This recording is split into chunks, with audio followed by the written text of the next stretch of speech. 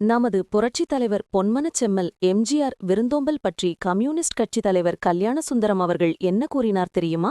புரட்சித் தலைவர் முதல்வராக இருந்த காலத்தில் திமுக என்ற கட்சி தவிர மற்ற அனைத்து கட்சியினரும் அவர் மீது தனிப்பட்ட மதிப்பு மரியாதை வைத்திருந்தனர்.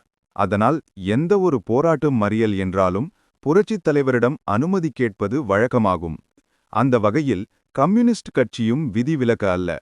அவர்கள் எப்போதும் ஏதாவது ஒரு போராட்டம் நடத்த வேண்டும் என்பதற்காக தங்கள் கட்சியில் முக்கிய பிரமுகர்கள் 10-15 பேர் ஒன்று கூடி புரட்சித் தலைவரிடம் அனுமதி கேட்க செல்வார்கள்.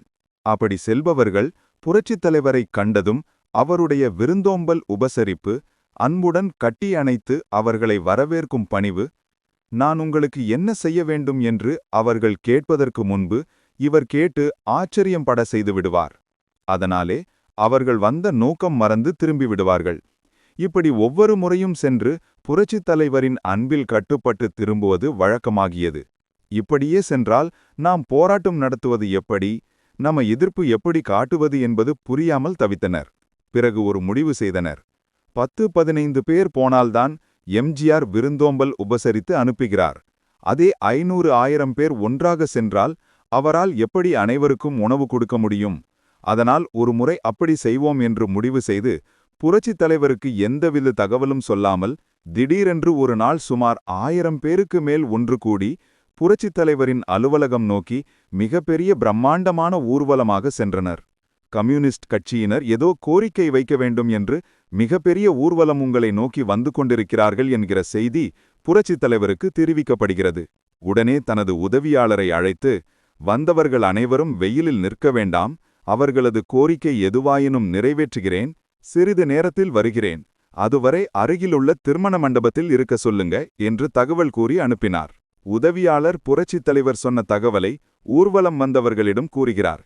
அவ்வளவு பேரும் அருகே உள்ள திருமண மண்டபம் சென்றனர். அங்கே சென்றவர்களுக்கு மிக பெரிய அதிர்ச்சியானார்கள். காரணம், வந்திருந்த 1000 பேருக்கும் பிரம்மாண்டமான சமபந்தி அறுசுவை உணவு பரிமாறப்பட்டு தயாராக இருந்தது. அங்குள்ளவரிடம் கேட்டதற்கு, தலைவர்தான் நீங்கள் வருவீர்கள் என்பதால் உணவு தயாராக இருக்க சொன்னார் என்றனர். 1000 பேரும் வயிறு நிறைவுடன் உணவு உண்டு சென்றனர். உண்ட உணவுக்கு நன்றி சொல்வதா அல்லது போராட்ட கோரிக்கை வைப்பதா என்பது புரியாமல் தவித்தனர். கம்யூனிஸ்ட் தலைவர் கல்யாணசுந்தரம் இதை பற்றி புரட்சித் தலைவரிடம் கேட்டார். உங்களுக்கு இவ்வளவு பேர் வருவார்கள் என்று முன்பே தெரியுமா? இத்தனை பேருக்கு உணவு கொடுக்கப்பட்டது எப்படி சாத்தியமானது என்று கேட்டார். அதற்கு புரட்சித் தலைவர் கூறிய பதில், 1000 பேர் என்பது குறைவு. அடுத்த முறை 20,000 பேரை அழைத்து வாருங்கள். அத்தனை பேருக்கும் உணவு தரக்கூடிய தகுதியை ஆண்டவன் உங்கள் மூலம் தருகிறார். உங்கள் கோரிக்கை போராட்டம் எல்லாம் என் கண்ணுக்கு தெரியல. வந்தவர்கள் எத்தனை பேர் பசியில் இருப்பார்கள், எந்த சூழ்நிலையில் வந்திருப்பார்கள் என்பதை நான் அறிவேன். உங்கள் போராட்டம் கோரிக்கை எப்போது வேண்டுமானாலும் நிறைவேற்றலாம், அது பெரிய விஷயமல்ல. ஆனால் வயிற்று போராட்டம் அந்த நேரத்தில் மட்டும்தான் நிறைவேற்ற முடியும். முதலில் வயிற்று பசியை போக்குவோம், பிறகு மற்றதை பார்ப்போம் என்பதுதான் என் மனதில் தோன்றியது தவிர மற்றபடி இனிமேல்தான் சிந்திக்கணும் என்றார். புரட்சித் தலைவர் பதிலை கேட்டதும் கல்யாணசுந்தரம் தன்னை அறியாமல் புரட்சித் தலைவர் கைகளை பிடித்து கண்ணீர் மல்க முத்தமிட்டார். வாழ்க பொன்மனச் செம்மல் புரட்சித் தலைவர் எம்ஜிஆர் அவர்கள்!